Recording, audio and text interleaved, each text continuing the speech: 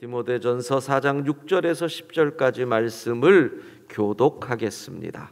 하나님의 말씀입니다.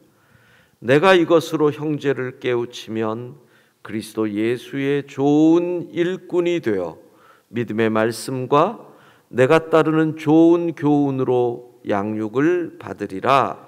망령되고 허탄한 신화를 버리고 경건에 이르도록 내 자신을 연단하라. 육체의 연단은 약간의 유익이 있으나 경건은 범사에 유익하니 금생과 내생의 약속이 있느니라. 미쁘다 이 말이여 모든 사람들이 받을 만하도다. 함께 읽습니다.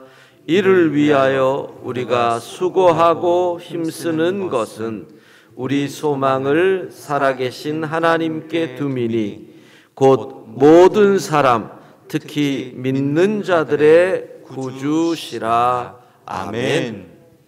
디모데전서 4장 4절 암송하는 말씀. 하나님께서 지으신 모든 것이 선함에 감사함으로 받으면 버릴 것이 없나니 다 함께 시작.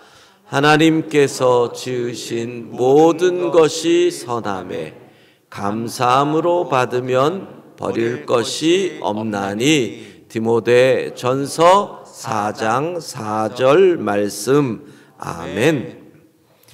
디모데전서 강해를 시작하면서 우리가 이 성경을 읽을 때 부모의 마음으로, 부모라는 관점으로 이 성경을 읽으면 또 다른 은혜가 있을 것이다, 이런 말씀을 드렸습니다. 바울이 자신의 제자이자 영적인 아들 디모데에게 쓰는 편지이기 때문에 이 편지는 정말 부모의 마음이 아주 녹아 있습니다. 그런 의미로 오늘 본문을 보면 아버지가 자식에게 요즘 말로 하면 직장 생활 이렇게 해야 된다, 이런 내용이라고 할 수가 있습니다. 6절을 보면 그리스도 예수의 좋은 일꾼이 되어 이렇게 돼 있지요. 에베소 교회의 목회자 디모데, 그리스도 예수의 좋은 일꾼이 되어라. 자녀들과 직장 생활에 관한 대화를 나누어 보신 적이 있는지 모르겠습니다. 야, 직장 생활은 이렇게 해야 잘하는 거다. 네가 직장 생활을 할 때는 이런 목표를 가져야 하는 것이다. 자, 그런 관점으로 오늘 본문을 봅니다.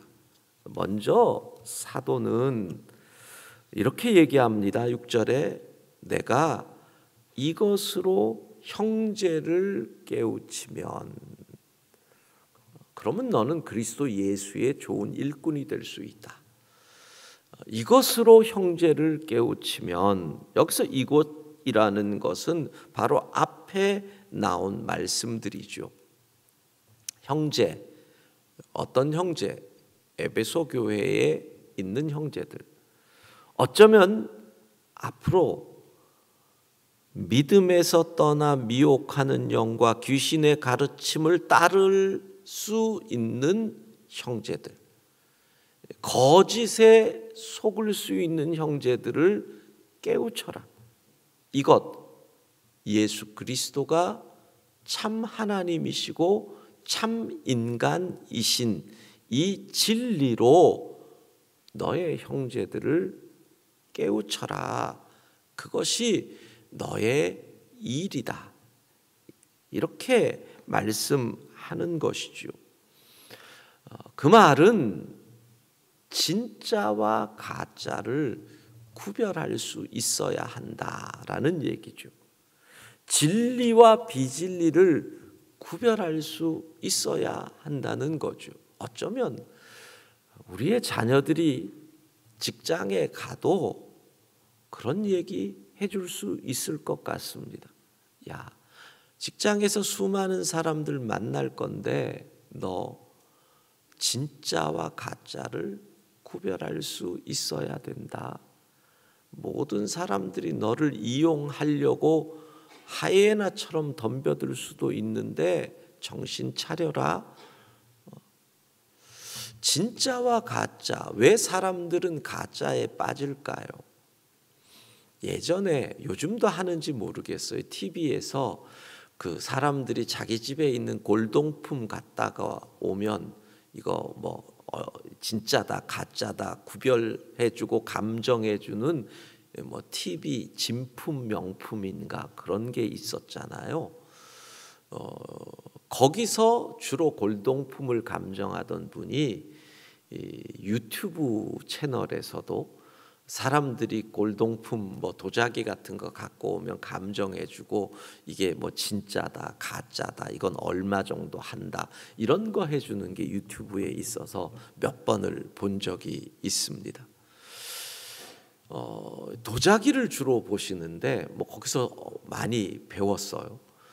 그렇다고 도자기를 살 일은 없겠지만 우리가 착각하는 것 중에 하나가 오래된 도자기는 무조건 비싸다라고 생각한다는 거예요. 이게 고려 시대 거니까 800년 900년 된 거 맞다.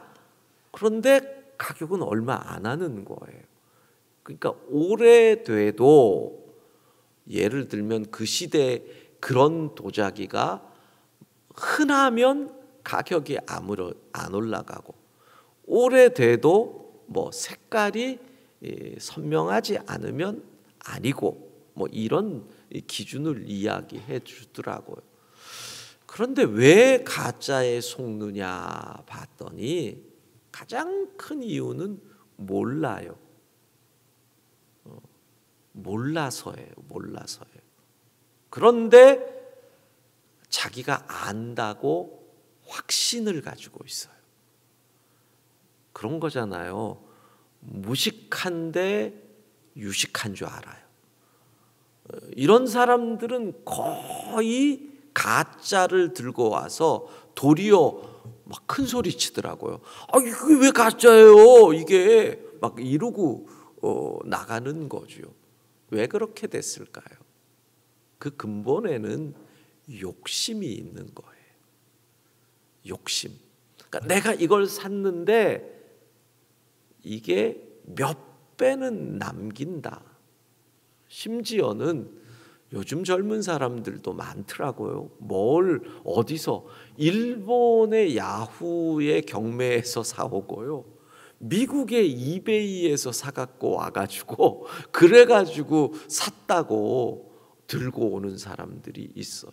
모두의 꿈은 이게 진짜고 비싸기를 바라죠. 욕심은 우리로 거짓에 넘어지게 만들어요. 1970년대 한국교회 목회자들에게 그런 유혹들이 많았어요. 해외에 있는 세미나에 공짜로 다 참석하게 해준다. 거의 통일교에서 스폰서를 한 거죠. 모르는 거예요. 그냥 세미나라니까 돈도 대주고 공짜로. 그때 해외에 나가는 게 보통이에요. 그래서 갔다가 그게 덜미가 되는 거예요. 통일교 세미나에 참석했기 때문에 어디 가서 통일교에 대한 비판도 못하고 평생 입 다물고 살아야 되는 거예요. 뭐죠? 소탐, 대실. 결국은 욕심이라는 것이 우리로 진짜와 가짜를 구별할 수 있는 눈을 흐리게 하니까. 사도는 그러는 거죠. 네가 형제를 깨우치려면 욕심에 사로잡히면 안 된다. 그러면 진짜와 가짜를 구별하지 못하니 형제를 깨우치지 못하고 그것은 너의 사명을 감당하지 못하는 것이니 어찌 네가 그리스도 예수의 좋은 일꾼이 될 수 있겠느냐. 그리스도 예수의 좋은 일꾼이 되려면 진리와 비진리를 구별할 수 있어야 한다라는 거죠. 그 다음에 두 번째로 이렇게 말씀합니다. 그렇게 되면 너가 좋은 양육을 받을 수 있다. 어떤 의미로 이겁니다. 계속 양육을 받아라. 말씀으로, 믿음의 말씀으로. 특별히 이거 직장 생활도 마찬가지일 겁니다. 자기 개발을 직장 생활을 하면서 이 올라간 사람들, 제 후배 가운데서도 삼성의 부사장이 된 친구가 하나 있는데 그 후배 얘기를 들어보면 두 가지인 거예요. 끊임없이 도전을 하려 그래요. 회사 내에서도. 그러니까 걔가 삼성의 그 전자의 전략기획실에 있다가 바이오가 출발할 때 그냥 바이오로 내가 언제까지 여기 있을까 하다가 전략기획실 임원이었는데 삼성의 바이오로 가더라고. 그러니까 전자를 하는데 평생 그것만 했는데 맨 땅에 헤딩하는 그 길을 선택을 하더라고. 그러더니 또 지금은 물산에 가서 부사장이 돼. 그러니까 끊임없이 키워가는 거예요. 키워가는 거예요. 그릇을 키우는 거예요. 양육을 받아라. 양육을 받아라. 너는 계속 커야 된다. 계속 자라야 한다. 너의 한계를 스스로 제한하지 마라. 계속 커라. 이렇게 얘기하는 거죠. 그러면서 세 번째 뭐라 그럽니까? 망령되고 허탄한 신화를 버려라. 우리는 알죠. 이것이 영지주의 이단과 같은 것. 그럼 이 시대의 망령되고 허탄한 신화는 뭘까요? 우리 그리스도인들에게 가장 어려운 게 뭐예요? 이 시대를 흐르는 철학 사조죠. 천하 인간의 구원을 얻을 만한 다른 이름을 주신 적이 없는데 아마 우리 교회 내에 있는 형제들 가운데서도 뭐 내가 선택한 믿음의 길이 교회인 거지. 구원받는 길은 이거 불교도 있고 여기도 있고 여기도 있는데 교회에 온 것은 나는 이 믿음을 선택한 것이다 라고 생각하는 분들이 제법 있을 거예요. 이 시대의 철학의 사조 망령되고 허탄한 신화를 버려라. 이렇게 얘기하는 거죠. 너가 에베소에서 목회를 할 때 그러한 철학사조가 계속 공격해 올 거고 거기에 미혹되는 형제들이 있을 건데 정신 바짝 차려라. 그리고 어떻게 해요? 경건을 훈련해라. 지난주 설교 경건 전주죠. 마치 우리의 일상생활이 운동이 안 되는 것처럼 주일 예배만 참석하는 것으로 경건이 되리라 생각하지 말고 유산소 운동, 말씀과 기도. 위에 5절 보세요. 하나님의 말씀과 기도로 거룩하여 짐이라. 말씀과 기도가 우리를 거룩하게 만드는 거잖아요. 그게 경건을 이루는 거죠. 따로 말씀 묵상과 기도 시간을 갖는 것이 유산소 운동이다. 근력 운동은 뭐다? 봉사의 자리를 갖는 것이다. 그런데 중요한 것은 뭐라 그랬어요? 꾸준해야 된다. 이게 경건을 이룬다는 거예요. 예, 그렇습니다. 직장 생활을 하는 자녀들에게 뭐라고 이 얘기를 해 주시겠습니까? 아버지 된 입장에서, 부모 된 입장에서. 지난해 11월 초쯤으로 기억이 되는데 이제 저희 딸이 회사 갔다가 밤늦게 들어왔습니다. 회사가 멀어요. 상암에 직장이 있으니까 뭐 지하철 타고 오고 그러면 1시간 넘게 1시간 반. 그러니까 퇴근하고 바로 와도 집에 오면 9시 가까이 되고 어떤 때는 조금 일 더 하면 밤 11시에 와서 그때 저녁 먹는다고 뭐 이렇게 그러고 있어요. 근데 그날따라 무척 얼굴이 피곤해 보이는 거죠. 그래서 제가 직장 생활이 힘들어 왜? 그랬더니 저한테 그러는 거예요. 이러고도 회사를 계속 다녀야 돼? 이러더라고요. 그래서 이제 이야기가 시작이 된 거예요. 아빠와 딸의 직장에 관한 대화가 시작이 된 거죠. 근데 저는 사실 그렇게 회사 생활이 있지는 않잖아요. 그러니까 제가 직장 생활의 경험을 가지고 저희 딸에게 디테일한 이야기를 해줄 능력은 없는 거죠. 교회는 직장이라도 좀 특수하고, 저는 35세 담임 목사가 미국에서 됐기 때문에 사실은 굳이 얘기한다면 평사원 경험은 별로 없는 거죠. 그러니까 이제 제가 얘기해 주는 것은 직장 생활을 하면서 사람들은 어떤 목표를 가지고 있느냐, 큰 라인 속에서 일반적으로 사람들이 직장 생활을 할 때 목표는 첫 번째 이런 유형이 있다. 성취. 이 직장을 통해서 성취, 승진해서 사장이 되겠다. 이 직장을 통해서 아니면 돈을 많이 벌겠다. 그러니까 요즘은 이게 특별히 강한 것 같아요. 이게 안 되면 직장, 그래서 대기업 타이틀이라도 얻겠다. 뭔가 성취감을 얻기 위해서 직장 생활을 하죠. 두 번째로는 직장 생활을 하는, 특별히 요즘 MZ 세대들은 재미, 그러니까 직장이 재밌어야 되는 거예요. 즐거워야 되는 거예요. 행복해야 되는 거죠. 이것이 아주 직장 생활의 중요한 목표가 되고 있어서 앞으로 회사들이, 특별히 회사들이 직원들에게 즐거움을 주지 못하면 계속 이직을 하는 일들이 많이 벌어질 거예요. 요즘 회의가 주로 줌이나 이런 걸로 하잖아요. 어제 오전에도 아침에도 새벽기도 끝나고 줌으로 회의가 있었는데, 잠깐 브레이크 타임에 저 대구에서 목회를 하는 그쪽에서 아주, 이 지역 얘기하면 안 되는데, 그쪽에서 아주 큰 우리 교단의 대표적인 교회인데 그러는 거예요. 목회가 어떻게 해야 즐겁지요? 젊은 목사인데, 간지 얼마 안 됐는데,